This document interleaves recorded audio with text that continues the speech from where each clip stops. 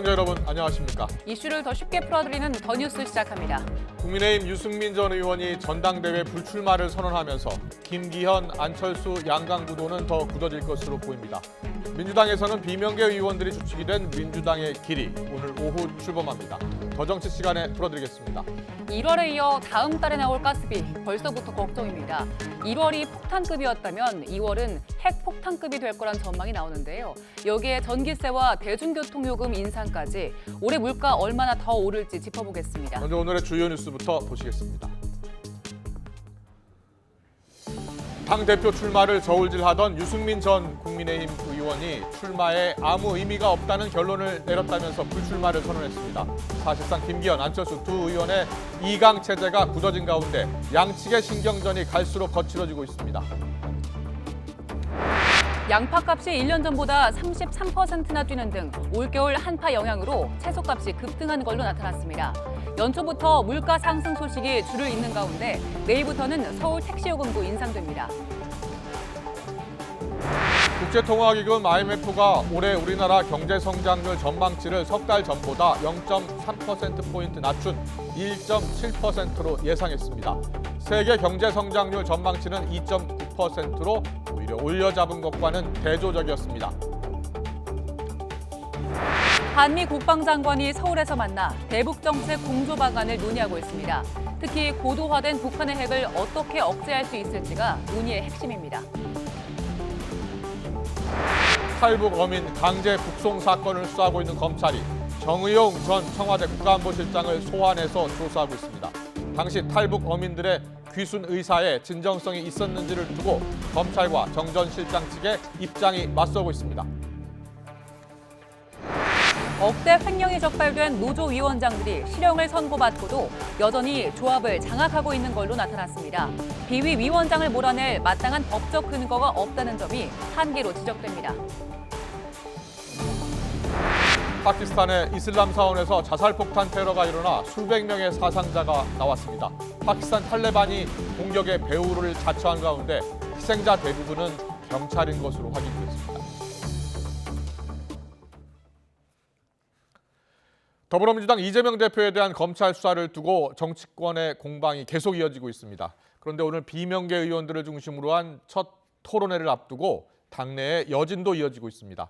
국민의힘은 3월 전당대회 막판 변수로 꼽혔던 유승민 전 의원이 불출마를 선언했고 김기현, 안철수 의원 간 신경전도 고조되고 있습니다. 취재기자 연결합니다. 정유진 기자. 네, 국회입니다. 네, 이재명 대표 검찰 출석을 앞두고 오늘도 여야 신경전이 오갔죠? 이재명 더불어민주당 대표가 검찰 재소환에 응하겠다고 밝히는 등 사법 리스크 정면 돌파 의지를 밝힌 가운데 국민의힘은 이번 수사를 정치 탄압이라고 비판하는 이재명 대표와 이 대표를 옹호하는 민주당을 연일 비판하고 있습니다. 주호영 국민의힘 원내대표는 아침 회의에서 이 대표 조사는 대선 패배 때문이 아니라 본인이 저지른 일 때문이라고 지적하면서 장외투쟁을 계획하고 있는 민주당도 함께 비판했습니다. 국가 정체성이 흔들리는 일을 막기 위해서 장외투쟁하는 경우는 봐도 개인 비리를 수사하지 말라고 장외투쟁한다는 건 처음 봅니다. 아마 장외투쟁으로 장외투쟁의 의미가 바뀌고 너무 희화화될 것 같습니다. 이재명 민주당 대표는 본인을 둘러싼 의혹을 전면 부인하고 있는데요.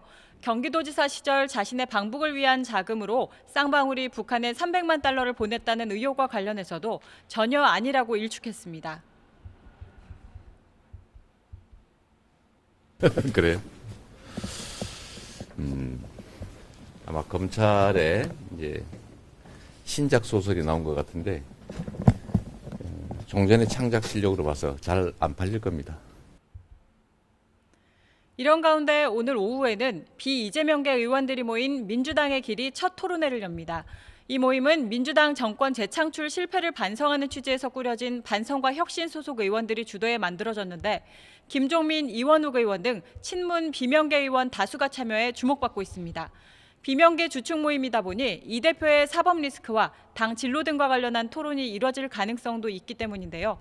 관련해 친이재명계 의원들은 이 대표 중심으로 모여야 한다는 입장을 강조하면서도 민주당의 길 활동을 지켜보겠다는 입장입니다. 오늘 토론회에는 이 대표도 참석해 인사말을 할 예정인데 당내 여러 의원과 소통하고 의견을 듣기 위한 취지라고 이 대표 측은 설명했습니다. 네, 국민의힘 전당대회 막판 변수였던 유승민 전 의원 오늘 불출마를 선언했죠. 유 전 의원은 오늘 아침 SNS를 통해 충분히 생각한 결과 아무 의미가 없다는 결론을 내려 이번 당대표 선거에 출마하지 않겠다고 밝혔습니다. 인내하면서 때를 기다리겠다면서 오직 민심만 보고 새로운 길을 개척해 가겠다고 덧붙였는데요. 이번 전당대회가 김기현 안철수 의원 2강 체제로 흘러갈 것으로 보이는 가운데 두 의원 캠프에서도 불출마가 판세에 어떤 영향을 미칠지 주시하고 있습니다. 오늘 최대 격전지인 수도권에서 당심 잡기에 나선 두 사람의 신경전도 갈수록 거칠어지고 있습니다. 김 의원은 오늘 라디오 방송에 출연해 안철수 의원이 정상적인 선거를 체육관 선거로 매도하고 영남 자민련이라는 표현도 당원들을 폄훼한 것이라고 비판했습니다.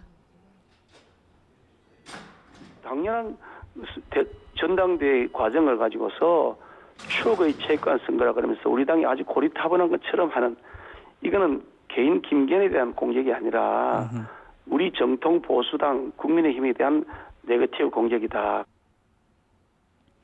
김 의원의 이런 날선 발언에 대해 안철수 의원 측은 지지도가 급상승하는 안 의원에 대해 김 의원이 조바심이 많은 거로 이해한다고 응수했습니다. 이런 가운데 국민의힘 선관위는 오늘 회의에서 후보 난립을 막기 위해 본경선에 진출할 당대표 경선 후보를 4명으로 압축하기로 했습니다. 또 최고위원은 8명, 청년 최고위원은 4명으로 줄이기로 합의했습니다. 지금까지 국회에서 YTN 정유진입니다. 대장동 위례 신도시 개발 비리 사건을 수사하고 있는 검찰이 이재명 더불어민주당 대표의 2차 조사를 앞두고 화천대유 대주주 김만배 씨를 비롯한 관련자들을 잇따라 소환했습니다. 서울중앙지방검찰청은 김 씨와 정영학 회계사를 불러 이 대표 측에 약속했다는 천화동인 지분에 관해서 집중적으로 추궁했습니다. 대장동 일당과 유착해 뇌물을 받은 혐의로 구속 기소된 정진상 전 민주당 정무조정실장이 재판에서 혐의를 강하게 부인했습니다. 정 전 실장 측 변호인은 첫 공판 준비 기일에서 이같이 밝히고 이 사건은 애초에 검찰이 특정한 목적을 갖고 특정인을 대상으로 전격 기소한 사건이라고 밝혔습니다. 이어 대장동 개발 민간업자들과 오랫동안 불법 행위를 했다는 내용 등 마치 확정된 범죄 사실인 것처럼 공소장에 적혀 있는데 이는 낙인을 찍고 출발하기 위한 검찰의 의도가 아닌지 의심스럽다고 주장했습니다. 이에 대해서 검찰은 정 전 실장의 혐의는 모두 공무원과 민간인의 유착관계와 관련된 것이라면서 공소장에는 공소사실 입증에 필요한 내용을 기재한 것이라고 반박했습니다. 유동규 전 성남도시개발공사 기획본부장은 천화동인 1호 지분 약속 의혹 등을 부인하고 있는 이재명 민주당 대표의 입장에 대해서 피해의식에서 벗어나 의지대로 말하라고 말했습니다. 유 전 본부장은 서울중앙지방법원에서 열린 뇌물 공여 등 혐의 첫 재판이 끝난 뒤에 이 대표가 자신의 발언을 공격으로 생각하는 것 같다면서 이같이 말했습니다. 이어서 당시 성남시장이었던 이 대표가 몰랐다면 대장동 사업 등이 어떻게 일사천리로 진행될 수 있었겠느냐며 이 방대한 사업에서도 성남시가 재검토를 지시한 적이 없었다고 덧붙였습니다. 문재인 정부 시절 탈북민 강제 북송 사건을 수사하는 검찰이 정의용 전 청와대 국가안보실장을 불러서 조사하고 있습니다. 지난해 7월 직권남용 혐의로 고발장이 접수된 지 반년 만입니다. 취재기자 연결합니다. 김다현 기자. 네, 서울중앙지방검찰청입니다. 네, 조사가 지금도 계속 이루어지고 있는 겁니까? 네, 정의용 전 안보실장은 오늘 오전 10시쯤 피고발인 신분으로 서울중앙지검에 출석했는데요. 비공개로 출석해 취재진에게 모습이 노출되지는 않았습니다. 정 전 실장은 지난 2019년 11월 귀순 의사를 밝힌 탈북어민을 강제 북송하는 데 주도한 직권 남용 등의 혐의를 받고 있습니다. 검찰은 정 전 실장을 상대로 당시 북송 방침이 이뤄진 의사결정 과정을 집중적으로 추궁할 거로 보입니다. 강제 북송 사건은 지난 2019년 11월 동료 선원 16명을 살해한 거로 지목된 탈북어민 2명이 귀순 의사를 표시했음에도 북한으로 강제 추방됐다는 의혹입니다. 수사는 지난해 7월 국정원이 서훈 전 국정원장 등을 검찰에 고발하면서 시작됐는데요. 이후 북한 인권단체도 정 전 실장과 당시 청와대 관계자, 국정원과 통일부 실무자 등 모두 11명을 직권남용이나 직무유기 혐의 등으로 처벌해달라며 검찰에 고발장을 냈습니다. 검찰은 정 전 실장을 포함한 당시 안보 책임자들이 북송 방침을 미리 결정한 뒤 국정원 합동 조사를 조기에 종료시켰다고 보고 있습니다. 또 당시 청와대 관계기관 회의를 기점으로 국정원 조사 보고서에 귀순 의사를 밝혔다는 부분이 삭제되고 대공 혐의점이 없다는 내용 등이 추가된 거로 의심하고 있습니다. 검찰은 지난해 말까지 김현철 전 통일부 장관과 노영민 전 청와대 비서실장, 서훈 전 국정원장 등을 차례로 불러 조사해 왔는데요. 이들은 우리 사회와 국민의 안전을 위한 판단이 범죄로 매장돼선 안 된다며 혐의를 완강하게 부인하고 있습니다. 특히 정 전 실장은 탈북민을 시대의 엽기적인 살인마로 규정하며 이들이 납포 직후엔 가만히 있다가 뒤늦게 귀순 의향서를 제출한 점을 주장하며 귀순 의사의 진정성이 없었다고 반박하는데요. 검찰은 귀순 목적과 의사, 또 귀국 의사는 다르게 봐야 해서 의도가 불순해도 헌법상 우리 국민인 북한 주민을 강제로 돌려보내는 건 불법이라는 입장입니다. 당시 청와대 의사결정 과정에서 정점에 있던 정 전 실장에 대한 소환 조사까지 이뤄지면서 한동안 소강 상태를 보이던 강제 북송 의혹 수사도 조만간 결론이 날 거란 전망입니다. 지금까지 서울중앙지검에서 전해드렸습니다. 한국을 방문한 로이드 오스틴 미 국방장관과 이종섭 국방장관 간의 회담이 조금 전 시작됐습니다. 고도화된 북한의 핵미사일 도발을 어떻게 억제할 수 있을지 구체적인 방안 등을 협의하고 있습니다. 취재기자 연결합니다. 한현희 기자. 네, 국방부입니다. 네, 한미 국방장관 회담 조금 전 시작됐다고요? 네, 오후 1시 20분쯤 서울 국방부 청사에 도착한 로이드 오스틴 미 국방장관 의장대 사열 후 조금 전 장관 회담을 시작했습니다. 한미 국방장관 회담은 지난해 11월 미국에서 열린 제54차 한미안보협의회 SCM 이후 약 3개월 만인데요. 말씀하신 대로 이번 회담에서는 미국의 확장 억제 강화 방안이 주요 의제가 될 것으로 보입니다. 동맹이 핵 공격을 받거나 위협에 직면했을 때 이를 미국 본토에 대한 공격으로 간주하고 억제한다는 게 미국의 확장 억제인데요.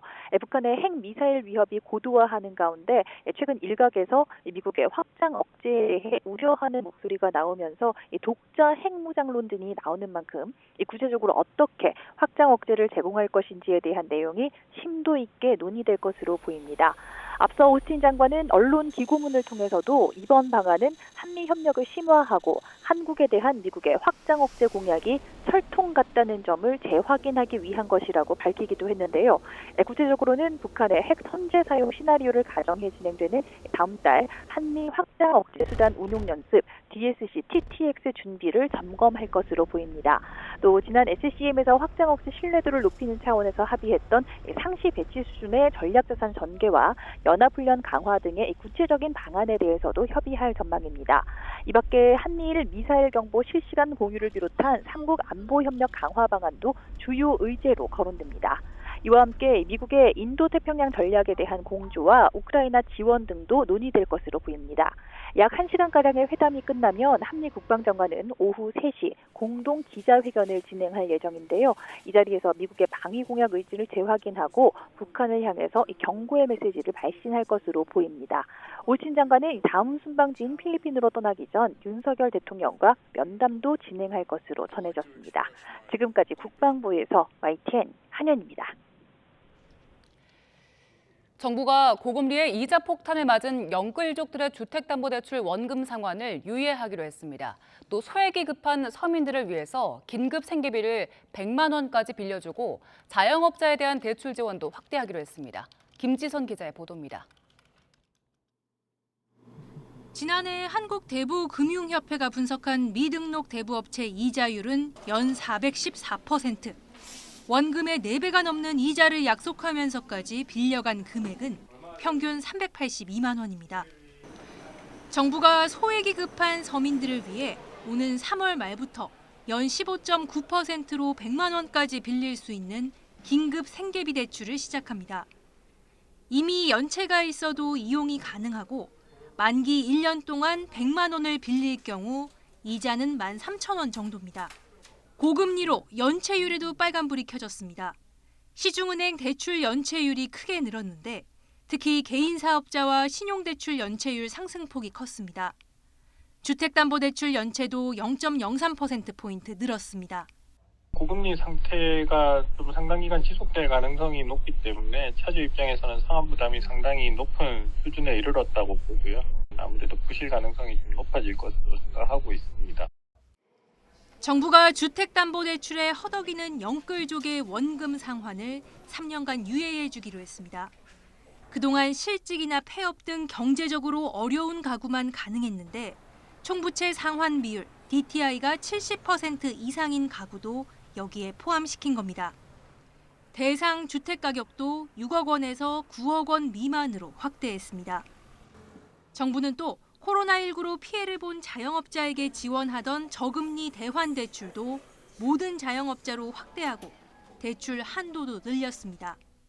DTI의 70% 이상이고 9억 원 미만 주택 보유자도 최대 3년 동안 상환 유예가 허용되는 채무 조정 제도의 적용 대상으로 포함하겠습니다. 부동산 연착륙을 유도하기 위한 다주택자의 규제 지역 내 주택담보대출 허용안은 오는 3월 말까지 마무리한다는 방침입니다. YTN 김지선입니다.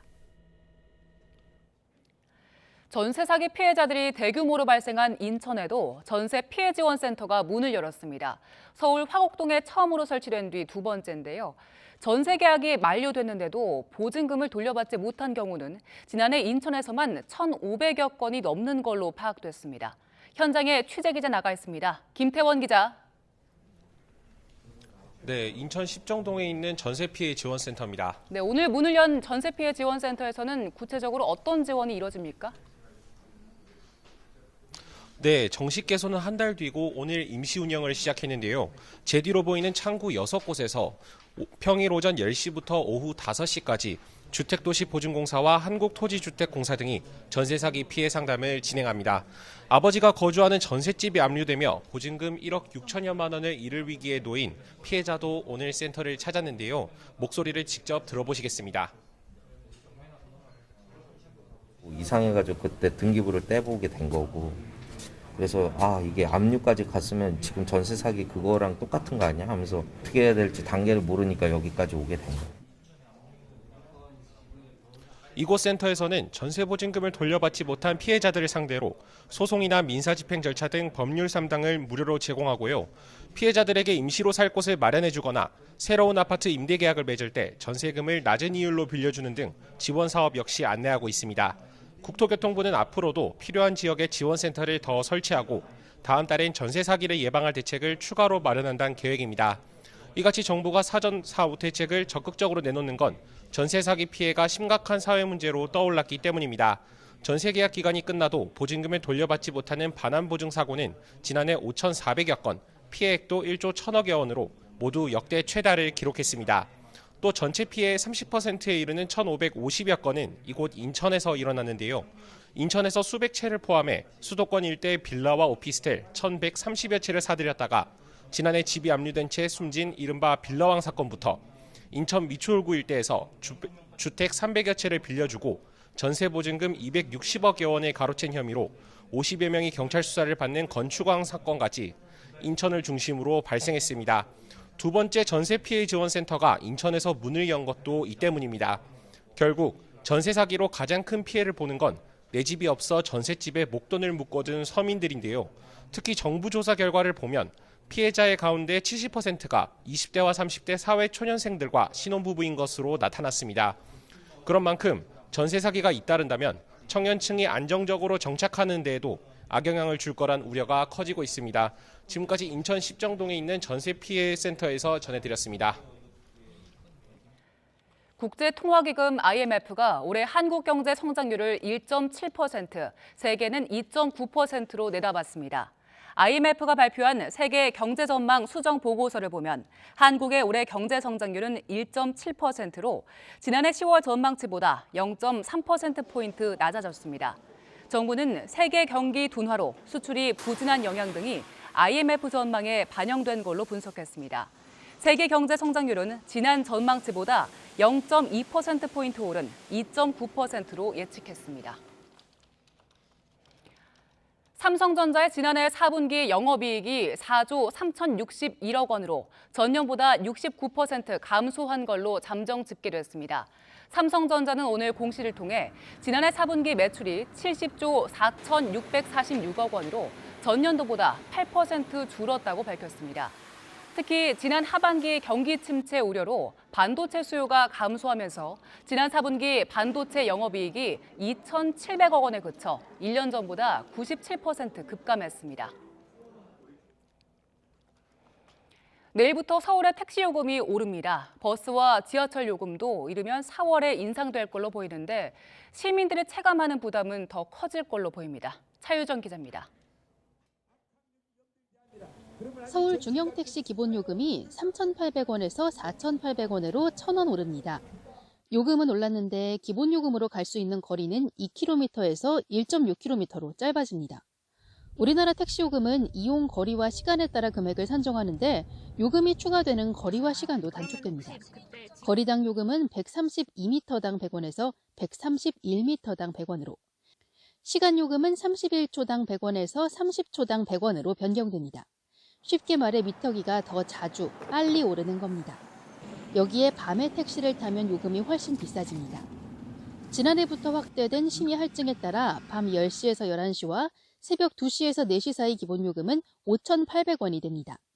승객이 가장 많은 밤 11시에서 새벽 2시 때 할증률은 40%. 이 시간에 택시 타면 기본요금만 6,700원입니다. 택시에 이어 8년 만에 지하철과 시내버스 요금도 인상될 전망입니다. 이르면 4월부터 300원에서 400원 오르는 방안이 유력합니다. 8년 동안 요금 조정이 없었죠.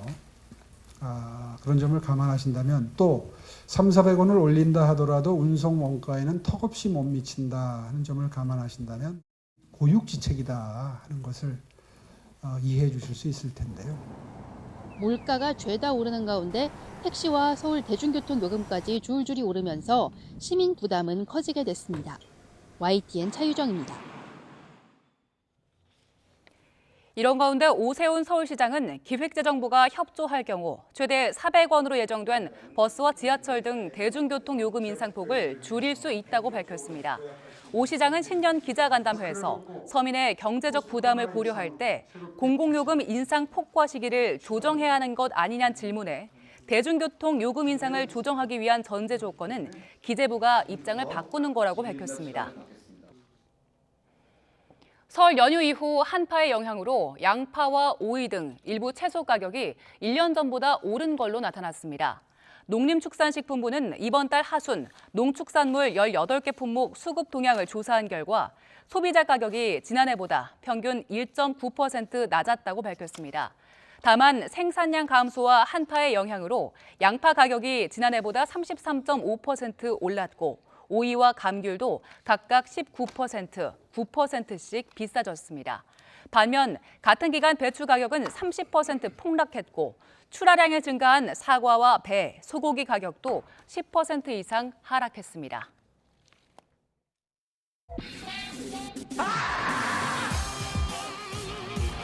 배 정도 올랐어요, 난방비가. 그래서 고지서 보고 깜짝 놀랐죠. 온 집안을 다 뽁뽁이 다 붙였고요. 가스를 창문 사이에 막 다 꼈어요.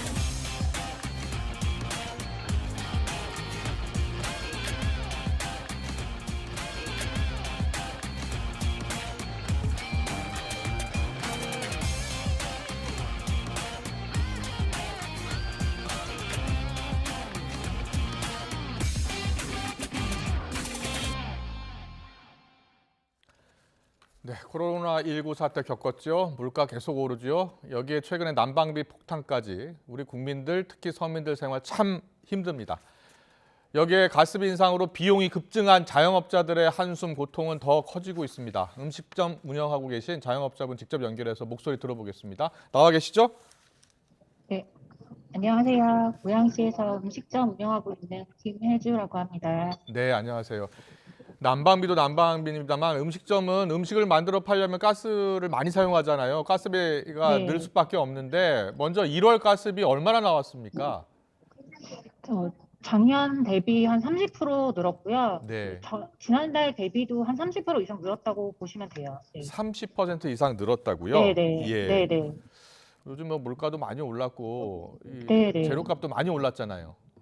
네, 맞아요. 네. 네. 아무래도 재료값도 늘다 보니 부담이 더 크죠. 네. 식당 운영하는 그 운영비가 얼마나 많이 늘었습니까, 그러면?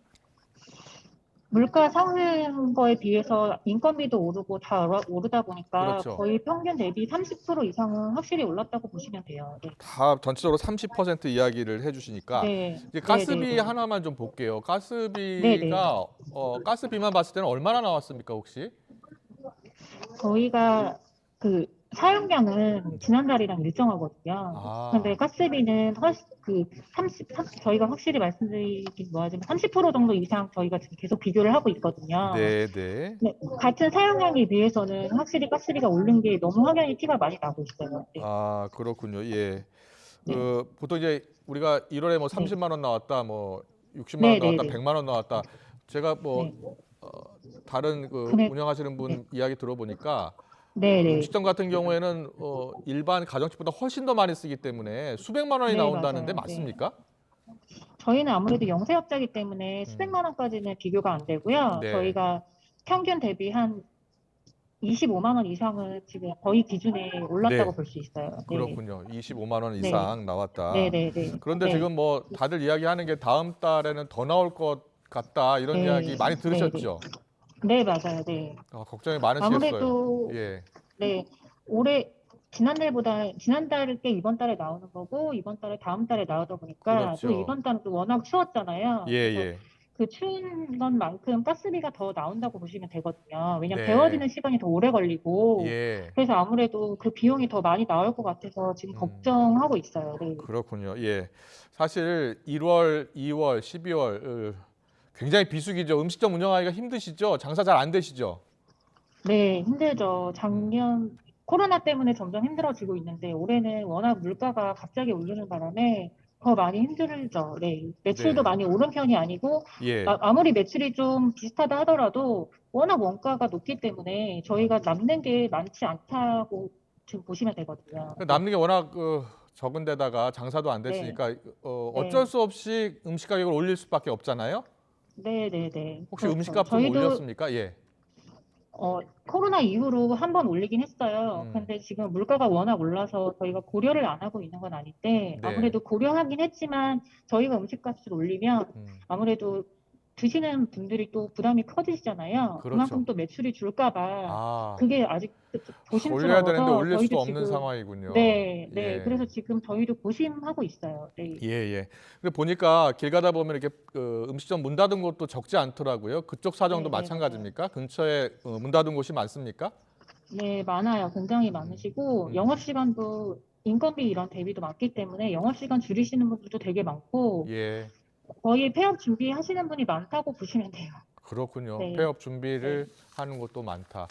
그렇다면 일단 정부가 좀 적극적으로 지원을 해주면 좋겠는데 오늘 나온 대책을 보니까 저금리 대환 대출 그리고 대출 네. 한도 인상 뭐 이런 대책들이 나왔습니다. 네, 네. 이 대책으로는 부족하겠죠. 어떤 대책이 가장 필요합니까? 일단은 저희 영세 영업자들은 아무래도 지금 재료비, 인건비 이런 것들이 많기 때문에 아무래도 특히 가스비를 보자면 뭐 당장은 막 뭐 내지 않게 해주세요를 원하진 않지만 네. 가스 사용량이 많은 저희 같은 식당 같은 경우는 네. 사용량이 많을수록 감면을 조금 시켜주신다면 네. 저희가 좀 부담이 덜하지 않을까 싶어요. 네. 예. 코로나 때는 워낙 어려워서 나라에서 많은 지원금을 이제 지급한 것으로 알고 있는데 좀 받으셨었나요? 그때도? 네, 저희도 받았어요. 네. 네. 작년도 받았고 받아서 그때는 괜찮은데 지금은 좀 없으니까. 네. 아, 코로나 때보다 더 어렵겠네요, 그러면. 네, 그쵸. 네. 예, 알겠습니다. 일단 여러 가지 대책보다도 지금 영세 자영업자분들을 위한 대책이 좀 필요할 것 같다. 꼼꼼한 그렇죠. 핀셋 대책이 네. 필요할 것 같다는 말씀을 들었습니다. 말씀 잘 네네. 들었습니다. 고맙습니다. 네, 감사합니다.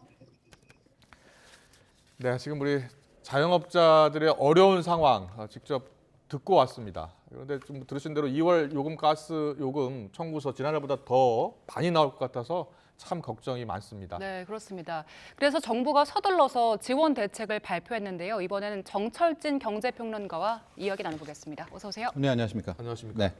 가스비 정철진 우리 평론가님도 집에 가스비 많이 나왔죠?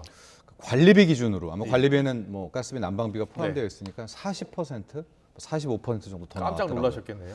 네, 근데 뭐 저도 방송도 하고 뭐 어느 정도 마음에 예상은 준비는 하셨나요? 예상은 하고 있었기 때문에 그러나 이제 한 번 더 남았지 않습니까? 그렇죠. 2월이 훨씬 더 클 것 같습니다. 구체적으로 좀 얘기해 주세요. 얼마 나왔는데 얼마 나왔습니까? 저희가 한 35만 원대였는데 네. 50만 원 정도. 50만 원이요? 네, 정도 나왔더라고요. 네. 그렇군요. 예. 근데 지금 뭐 요금 오른 이유 여러 가지 나오고 있는데 가장 직접적인 원인 어떤 걸로 보세요?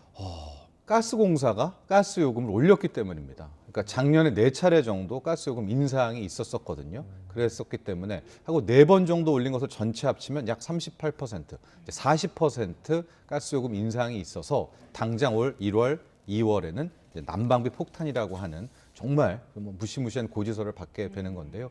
지금 화면에 보면 뭐 도매요금, 소매요금 나오고 있는데 이제 4번의 인상분에 따라서 정확히 한 40%가 올라간 부분을 알 수가 있겠고, 자 그럼 가스공사는 왜 느닷없이 이렇게 40%나 가스 요금을 올렸느냐? 우리는 가스가 안 나잖아요. 근데 국제 LNG 가격, 우리가 쓰고 있는 이 수입 가격이 실은 한 2021년 대비로는 2.8배, 3배 정도까지 급등했기 때문에 이에 맞춰서 가스공사도 요금을 올린 겁니다. 그렇군요. 그 가격 인상분을 미리 조금씩 반영을 했으면 이렇게 한꺼번에 많이 오르진 않았을 것이다라고 이야기를 하는데 어떻게 보세요? 일단은 그 LNG 가격의 추이를 좀 보게 되면 우리가 수입 가격이 이게 2021년부터 실은 상승하기 시작했습니다. 2021년을 돌아보면 이제 당시에 뭐 호주와 중국이 힘겨루기도 있었고요. 네. 유럽 쪽에서는 거기는 이제 신재생에너지를 많이 하는데 그 해상 풍력 쪽에서 또 문제가 생겨가지고 또 LNG 난이 일어나고 그래서 2021년에 어느 정도 올랐는데 자 그리고 작년 2022년에 결정타가 우크라이나 있었죠. 전쟁이 있었죠. 예, 그러니까 여기서 또 한 번 폭등을. 그러니까 안 그래도 올랐었는데 2번이 오르게 된 겁니다. 네. 그래서 지금 표를 보시면 알겠지만은 이제 발맞춰서 오른 국가들, 뭐 유럽도 보이고요, 많이 미국도 올렸네요. 보이고 프랑스도 예. 보이면은 거기에 맞춰서 오르게 됐었는데 우리나라는 일단 전기라든가 가스를 공기업이 다루게 되는 일종의 정부가 이 요금을 통제하는 관리 물가 아니겠습니까? 네. 그렇군요. 그래서 우리는 올리지 않고 있다가 이것을 이제 선 반영한 건데 네. 이게 이제 정치 이슈가 많이 이제 제공이 되죠. 왜 안 올렸는가 이렇게 되는데 뭐 제가 당시 정부의 마음은 읽을 수는 없지만 2021년도에 오른 부분은 이게 일시적이다로 보지 않았을까. 그래서 버티면 가격이 제자리에 올 거다라고 해서 붙잡고 있었다가 2022년에 전쟁이 터졌는데 또 2022년은 대선 국면이었잖아요. 네. 아마 그렇게 못 올리고 지나가지 않았었나 네. 이렇게 보고 있습니다. 조금 전에 다른 나라들이랑 비교한 가격 인상분 보니까 네. 우리나라는 아직도 오를 게 그럼 더 많겠어요. 맞습니다. 우리 미수금이라는 표현을 많이 쓰는데요. 가스공사는 적자랑 비슷합니다. 이게 뭐냐면 우리에게 먼저 가스를 대주고 나중에 이제 요금을 받으면서 이 가스공사도 이제 수주를 맞추는데 미수금이 얼마예요? 9조 원입니다. 9조 원. 예, 9조 원이 육박하고 있어서 이번에 올렸다 하더라도 실질적으로 글쎄요. 현재 수입 가격 대비로는 상당 부분 부족하기 때문에 정말로 따라잡는다면 최소한 지금 대비 2배는 더 올릴 가능성이 있다. 네, 이렇게 2배에서 보고 3배는 네. 더 올려야 된다. 예, 그렇습니다. 예. 그렇기 때문에 아마 예. 이런 식으로 따지게 되면 당국에서는 1분기에는 가스 요금을 올리지 않겠다, 동결하겠다고 이야기는 했지만 2분기, 3분기부터는 계속해서 요금을 올리게 될 것이고 물론 2분기, 3분기 때는 우리 가구들이 난방을 하지 않으니까 난방비 폭탄에 대한 부담은 없겠지만 당장 올 11월, 12월이 되면 이제 또 한 번 그러니까 연말의 겨울에는 난방비의 그렇겠네요. 대형 폭탄이겠죠. 그때쯤이면 그게 터지게 될 것이고 앞서 소상공인분 인터뷰를 했지만은 자영업자분들은 그러나 연중 내내 힘든 그러니까요. 나날을 보내게 될 겁니다. 예. 네. 지금 뭐 이번 달 거 충격 가시기 전에 벌써 다음 달 요금 걱정하는 분들 많더라고요. 네. 뭐 나온 분들은 좀 인증을 하기도 하던데 네. 지금 2월에 얼마나 더 오를 것 같습니까? 현재 대비한 적어도 뭐 평균적으로 30-40%는 더 나올 겁니다. 왜냐하면 너무나 추운 겨울이었었기 때문에 사용량이 늘었으니까. 사용량이 거의 크게 급증을 했을 겁니다. 1월 이것을- 오른 거 비교해서 예, 30%. 30-40%는 더 평균적으로 오르지 않았었을까. 그래서 실은 2월 고지서가 훨씬 더 체감상으로는 더 큰 부담이 될 수 있을 것 같습니다. 네. 근데 걱정이 취약계층이잖아요. 네. 뭐 이거 난방비가 2배, 3배 오르면 어떻게 버팁니까? 정부가 지원 대책 내놓긴 했어요. 네. 1,800억 원. 이게 해소가 될까요? 부족할 것 같은데. 그렇죠. 굉장히 부족하죠. 예. 부랴부랴 뭐 국무회의 일정도 하루 당겨서 오늘 네. 이제 재가를 해서 바로 지급이 되고 시작하게 될 것 같은데요. 일단 이제 지급하게 되는 계층은 취약계층과 사회적 배려 대상자 이 두 카테고리를 볼 수가 있을 것 볼게요. 같습니다. 예, 지금 뭐 바우처를 지급하나 봐요. 네, 저걸 가지고 이제 예. 가스 요금이 나오면 난방비가 나오면 이제 사용할 수가 있게 되는 건데요. 저게 1년분인가요? 아닙니다. 이번에 일시적으로 나오게 된 거기 때문에 아마 지급하게 될 수 있을 것 같고 예. 사회적 배려 대상자의 혜택도 2배로 늘리게 되는 이제 저런 부분이었는데 저게 한 1,800억인데 터무니없이 이제 부족하게 되고요. 예. 이게 지금 이야기가 그러니까 소득급여 5분위로 따지면은 가장 취약계층만 힘든가 차상위 계층도 만만치가 않게 어렵거든요. 그렇죠. 그러면은 예. 차상위 계층만 힘든가 또 중산층도 지금 뭐 1, 20만 원 이상씩이 한 달에 더 나와버리면 많게는 뭐 40만 원씩이 더 나와버리면 힘들게 되니까 이거를 이제 만약에 지원을 한다면 지원 대상을 어디까지로 또 확대해야 되는가 또 이런 이슈도 분명히 또 하나가 쟁점화가 될 수 있을 것 같습니다. 네, 그래서 일단 정부에서 서민이나 중산층까지 지원을 확대할 계획은 있는 겁니까? 이야기는 좀 되고 있는데 확대를 하려면 늘 예산과 이 지원, 돈이 있어야 되는 것 아니겠습니까? 예. 그런데 지금 확대를 지금 우리가 5분위로 좀 나눠 보게 되면은요. 보면은 이제 1분위 같은 경우가 이제 소득 하위 20%인데 여기에는 정말로 소득 대비 난방에 대한 비중이 크겠죠. 네. 소득이 난방비 적으니까. 비중이 벌써 11.8%. 예. 그런데 저기 2분위까지 차상위까지도 한다고 쳐도 지금 3분위, 4분위까지도 상당 부분 부담이 되고 있거든요. 그럼 저기까지를 다 커버해야 한다? 그러면 조 단위의 액수가 필요하게 되고 이게 뭐 자연스럽게 이러면 예비비라든가 아무리 기금을 전용해도 안 되기 때문에 그러면은 추경 얘기가 또 나와야 되는데 예. 그럼 정말로 이게 큰 이야기로 번질 수가 있겠죠. 그렇군요. 예, 지금 뭐 소득별 연료비 지출 비중을 보고 계시는데요. 분위기가 이제 높을수록 고소득자자 아닙니까? 그렇습니다. 고소득자들은 확실히 이제 난방비나 이런 비중이 그리고 2%까지 이제 그분들도 많이 쓰지만 절대액은 소득이 크기 때문에 그렇죠. 비중이 작게 나오는 거죠. 알겠습니다. 예. 올해 물가 이야기를 좀 더 해보려고 하는데 가스비, 전기료도 지금 오르고 대중교통비도 오르잖아요. 네. 얼마나 오릅니까? 일단 남아있는 폭탄이 또 있다면 전기요금이 하나가 또 있고요. 네. 예. 그리고 이제 3월에서 4월로 넘어갈 때 서울 지하철입니다. 예. 서울 지하철과의 대중 이게 이제 거의 또 하나의 판도라의 상자가 얼마나 될 것 오를 같은데요. 것 같아요? 일단 앞서 뉴스 봤지만 이제 대중교통 요금 중에 택시가 먼저 올랐습니다. 내일 이게 당장. 내일부터 기본 요금 시작되는 오르고요. 오르고 한 예. 15% 정도가 되겠고 전기요금은 올렸다 하지만 올려야 될 부분에 한 4분의 1 정도로 올린 거거든요. 그러니까 한국전력의 작년 적자가 30조 이상이 돼요. 그러니까 이제 그 적자의 절반 이상이라도 커버를 하려면 지금 올린 거 대비 한 번을 더 이 정도를 올려야 되는데 그래도 올려야 될 부분을 다 못 올리는 거거든요. 그럼 전기요금을 어디까지 따라 올릴까? 이거야말로 또 하나의 겨울철에 큰 부담이- 난방비, 겨울에는 이제 냉방비, 제가 그 여름엔 말씀을 드리는 겁니다. 냉방비. 그러니까 이제 여름이 되면 난방비는 덜 트니까 난방비를 올렸어도 가스 요금을 올렸어도 체감은 덜하겠지만 그렇죠. 그때부터는 전기요금 폭탄이 나와서 그러네요. 또 냉방에 대한 부담이 커지게 되고 이제 3월, 4월에 서울시가 전격적으로 지하철 요금을 올리게 된다. 그럼 이게 서울만 올리지 않죠. 전국적으로 아마 대중교통 요금이 급등을 하게 될 겁니다. 그렇군요. 그래서 문제는 이렇게 공공요금 다 올리면은 물가는 어떻게 잡습니까? 그래서 지금 전 세계적으로 우리는 이제 독특한 물가 시스템이 관리 물가라고 해서 공공 섹터가 우리는 강하죠. 이런 거 뭐 가령 유럽이라고 했을 때 다 거긴 민영화가 돼 있기 때문에 작년 여름 같은 경우에 뭐 영국은 에어컨을 웬만한 집에서도 못 틀었잖아요. 전기료가 다 폭등돼서. 근데 우리는 어쨌든 정부가 이 관리 물가를 통해서 요금을 눌러놨는데 이제 여기에서 뒤로 후퇴하고 뒤로 후퇴하면 이게 크게 급증할 것 아니겠습니까? 네. 그래서 뭐 전 세계적으로는 물가가 잡히는 추이라고 하더라도 네. 우리는 좀 이 공공요금의 급등 때문에 이야기가 달라질 수 있는데요. 실제 당장 나오는 것이 중앙은행들은 현재 물가도 중요하지만 기대 인플레이션, 앞으로 1년 뒤에 물가를 훨씬 더 중요시 여깁니다. 그렇죠. 근데 이 기대 인플레가 빠르게 꺾였다가 올 1월을 보시면은 살짝 3.8에서 3.9%. 그러니까 내년 1월을 3.9%로 바라본다는 거거든요. 즉 오른 부분, 저게 우리는 공공요금입니다. 근데 우리 외에 뭐 캐나다라든가 미국이라든가 네. 유럽은 완만하게 지금 물가가 떨어지고 있거든요. 기대 네. 인플레도. 이것이 지금 우리나라만의 특수성이다. 이렇게 볼 수 있겠습니다. 네, 정부가 어떻게든 서민들, 중산층 위한 대책 지금 적극적으로 마련해야 될 때가 아닌가 싶습니다. 정철진 경제평론가와 함께 짚어봤습니다. 잘 들었습니다. 고맙습니다.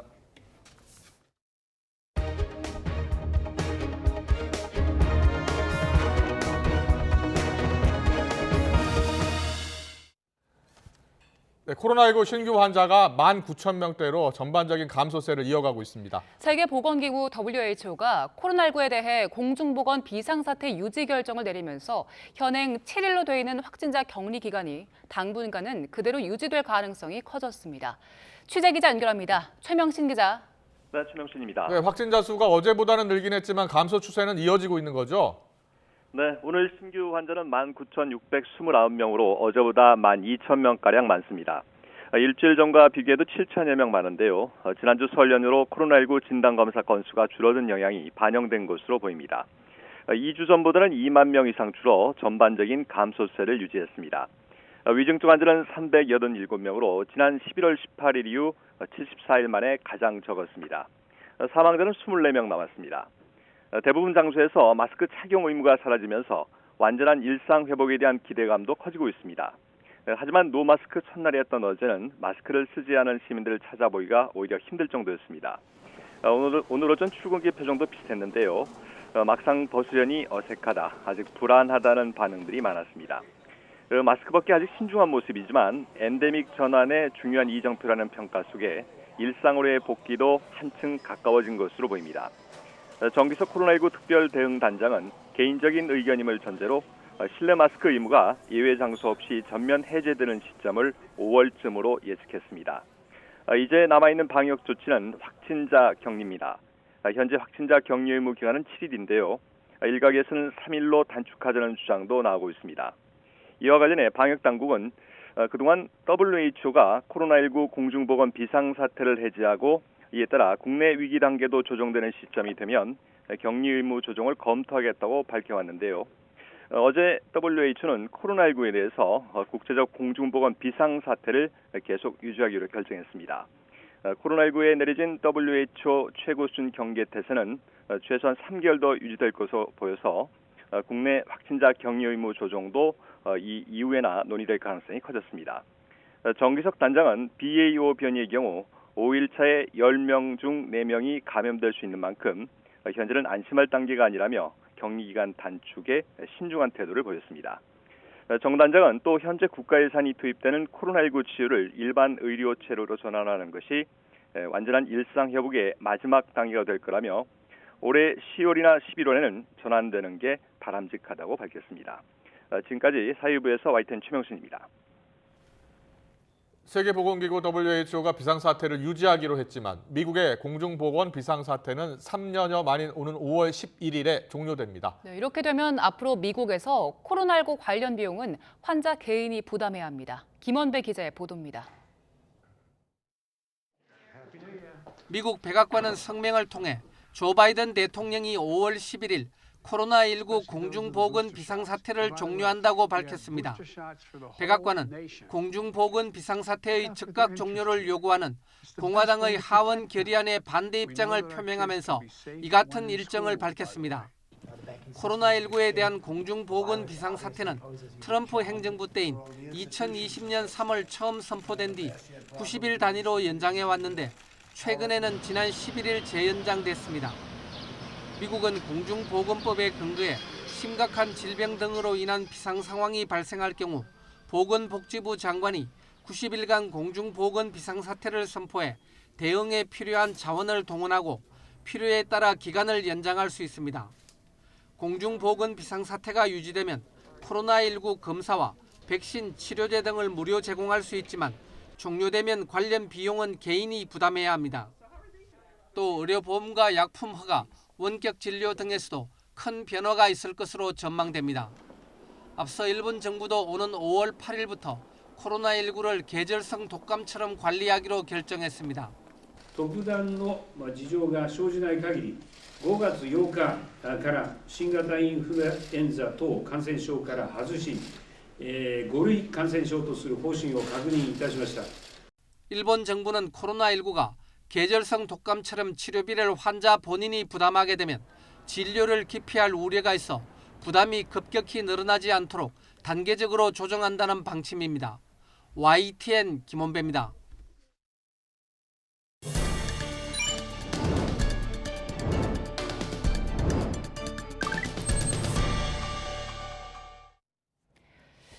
여러분은 삼료주의보 들어보셨습니까? 이걸요? 제가요? 왜요? 라고 되묻는 젊은 직원들의 반응을 일컫는 신조어인데요. 최근 일부 기업의 임원 대상 교육에서 이 삼료에 대한 모범 답안을 만들어서 나눠줬다고도 합니다. 교육 담당자들은 개인주의가 강하고 자아가 확고한 젊은 직원과 소통하기 위해서는 이 삼료에 대한 명확한 답을 줘야 한다고 강조했는데요. 왜요란 질문에는 또 회사에 안길 수 있는 기여를 설명해야 하고 이걸요라는 질문에는 업무의 목적을 그리고 제가요에는 직원이 낼 수 있는 성과를 잘 설명하라는 겁니다. 새로운 세대와의 소통은 대기업 회장님도 피해가기 어려운 고민인가 봅니다. 정의선 현대차 회장, 지난해 6월 토크 콘서트에서 MZ세대와 소통에 어려움이 있다고 토로했는데요. 당시 정의선 회장은 조직 안의 세대 간극을 어떻게 현명하게 극복해야 하느냐면서 조언을 구하기도 했습니다. 국내 100대 기업들의 인재상 역시 변했습니다. 책임의식을 가진 인재를 가장 선호하는 걸로 조사됐는데요. 5년마다 하는 조사인데 지난 조사와 가장 크게 달라진 점은 다른 조건보다 책임의식을 강조하는 회사가 늘었다는 겁니다. 지난 2018년에는 기업의 44% 정도가 책임의식을 꼽으면서 5위를 기록했는데 올해는 67% 기업이 책임의식을 강조하면서 1위로 올라섰습니다. 조사를 진행한 대한상공회의소는 요즘 기업들이 자기 권리 주장이 뚜렷한 G세대 요구에 맞게 공정한 보상과 불합리한 관행을 제거하기 위해 노력하는 만큼 직원들에게는 책임감 있는 자세로 일하길 요구하는 거라고 분석했습니다.